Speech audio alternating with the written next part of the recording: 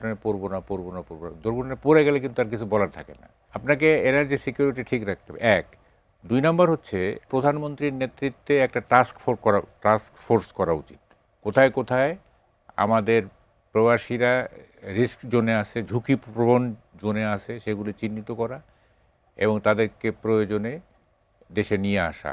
2-4 দিনের মধ্যে যদি এই সংঘাতের সমাধান ঘটলে জ্বালানি সহ নিত্য প্রয়োজনীয় পণ্য নিয়ে বাংলাদেশিদের আশঙ্কার কিছু নেই।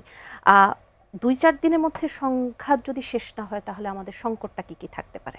মানে মরিয়া প্রমাণ করিতে হইবে কেহ আমাদের মারিতে চাহিয়াছিল, এই তো।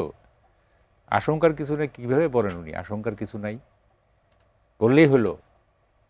দেখেন, আমি বলি, প্রথমে আপনি এনার্জি সিকিউরিটি এইটা কিভাবে থাকবে সেইটা ঠিক করেন।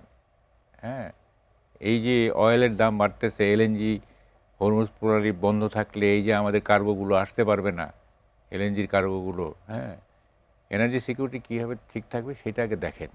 হ্যাঁ, খামাখা বড় লম্বা লম্বা কথা বলে তো লাভ নেই। যেটা একবার দুর্ঘটনা, ওই হয় না যে দুর্ঘটনায় পড়বো না দুর্ঘটনায় পড়ে গেলে কিন্তু আর কিছু বলার থাকে না। এটা গেল একটা। আপনাকে এনার্জি সিকিউরিটি ঠিক রাখতে হবে, এক। 2 নম্বর হচ্ছে আপনাকে, আমি বলবো প্রধানমন্ত্রীর নেতৃত্বে একটা টাস্ক ফোর্স করা উচিত। এই টাস্ক ফোর্স আপনার সব মনিটর করবে, পুরো মিডল ইস্ট মনিটর করবে। কোথায় কোথায় আমাদের প্রবাসীরা রিস্ক জোনে আছে, ঝুঁকিপ্রবণ জোনে আছে, সেগুলি চিহ্নিত করা এবং তাদেরকে প্রয়োজনে দেশে নিয়ে আসা। এবং এই জন্য আপনার IOM, international organisation for migration, হ্যাঁ, এইটা তাদের সাথে একটা কোলাবোরেশনের মাধ্যমে আমরা আমাদের ঝুঁকিপূর্ণ এলাকাগুলোতে যারা আছে তাদেরকে দেশে নিয়ে আসার একটা ব্যবস্থা করতে হবে এবং এটা করবে টাস্ক ফোর্স। এটা একটা করা উচিত, ইমিডিয়েটলি একটা টাস্ক ফোর্স করা উচিত প্রধানমন্ত্রীর নেতৃত্বে, সব মনিটর করা। এই টাস্ক ফোর্স শুধু যে প্রবাসী বাঙালিদের মনিটর করবে তা না, এই টাস্ক ফোর্স মনিটর করবে যে আপনার তেলের দাম বাড়ার ফলে নিত্যপণ্যের দাম বাড়ছে কি না, বা তেলের দাম বেড়েছে এই অজুহাতে অসাধু ব্যবসায়ীরা সিন্ডিকেট করে আমাদের এসেনশিয়াল কমোডিটিগুলি, যেহেতু এখন রোজার মাস, হ্যাঁ, এসেনশিয়াল কমোডিটিগুলির দাম বাড়াচ্ছে কি না, হ্যাঁ, এই সব জিনিসগুলো মনিটর করবে তারা। হ্যাঁ, অ্যাট দ্য সেম টাইম আমাদের উচিত হবে, যদি লাভ নাই তারপরে উচিত হবে বিশ্ব শান্তি প্রক্রিয়ায় অংশগ্রহণ করা। বিশ্ব শান্তি প্রক্রিয়ায় অংশগ্রহণ করা, এটাতে কিছু লাভটাভ হবে না, লাভটাভ হবে না, টেম্পোরারি একটা সিজ ফায়ার হইতে পারে, বাট এটা মানে পার্মানেন্ট কোনো সলিউশন হবে না। হ্যাঁ, কারণ আমেরিকার সাম্রাজ্যবাদী চরিত্র পাল্টে যাবে এটা আমি বিশ্বাস করি না।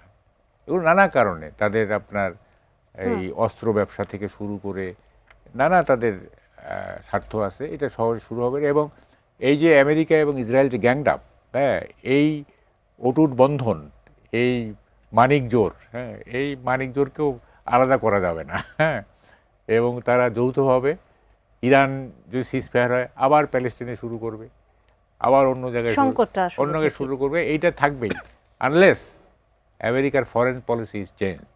এবং সেটা কীভাবে চেঞ্জ হবে এটা একমাত্র উপরওয়ালা জানে, সময় বলে দেবে। হ্যাঁ, কীভাবে হবে এটা ছাড়া মানে আমি তো বললাম যে আমেরিকার সাধারণ পাবলিক যদি তাদের নেতা নির্বাচনে মানে বিচক্ষণতার পরিচয় দেয়, প্রজ্ঞার পরিচয় দেয়, তাইলে হয়তো কিছু একটা হইতে পারে। তাও হবে না, কারণ এখানে নানা রকম স্টেক হোল্ডার আছে, এখানে অস্ত্র ব্যবসায়ীরা আছে, এইখানে আমেরিকাতে ইহুদিদের একটা বড় প্রভাব আছে নানা জায়গায়। যেমন আমি যখন MIT-তে গেছি, এটা ওয়ে ব্যাক 98, তখন ওই MIT-তে ঢুকতেছি আমি, তো আমার যে গাইড ছিল তাই আমাকে বলতেছে, আচ্ছা বলেন তো কোথায় ঢুকতেছি, আমরা হার্ভার্ড থেকে MIT-তে যাচ্ছি। তা আমি বুঝি নাই যে MIT-তে যাচ্ছি। তো উনি বলতেছে যে কাজ হয় এখানে, ঠেলা বুঝে সাদ্দাম। মানে MIT-তে তো হাইটেকের এই চর্চা হয় এখানে, বলে এখানে কাজ হয় ঠেলা বুঝে সাদ্দাম। তবে গেলাম আমি MIT-র ভিতরে, দেখলাম যে a large number of students আর ইহুদি। হ্যাঁ, একটা বড় সংখ্যক ছাত্ররা হচ্ছে ইহুদি। তো ইহুদি ডোমিনেটেড, ওখানকার মিডিয়া পর্যন্ত ইহুদি ডোমিনেটেড। হ্যাঁ, এই যে টেড টার্নার, এই যে ধরেন CNN, এগুলো তো সব ইহুদি ডোমিনেটেড।